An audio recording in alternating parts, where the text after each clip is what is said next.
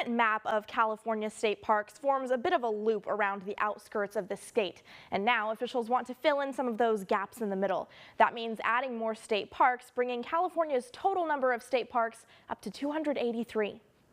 It is a wonderful day to be a Californian. State officials paid a special visit to the San Joaquin River Parkway Wednesday. The real announcement is that today we're beginning the process to establish 3 new state parks. California Parks and Recreation Director Armando Quintero says they're acquiring Feather River Park, which is in Yuba County north of Sacramento, Dust Bowl Camp, which is in Bakersfield, and the San Joaquin River Parkway in Fresno and Madera counties.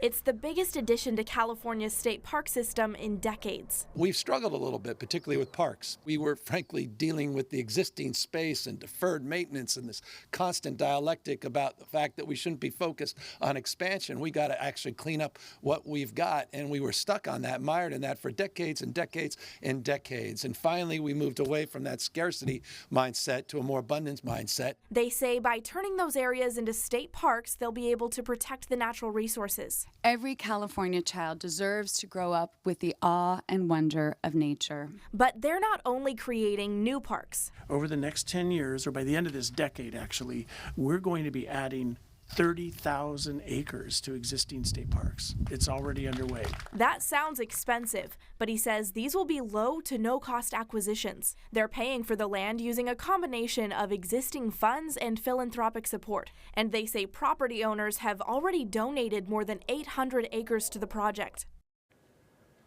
They say this is just the beginning of a long road to turn all of those areas into state parks.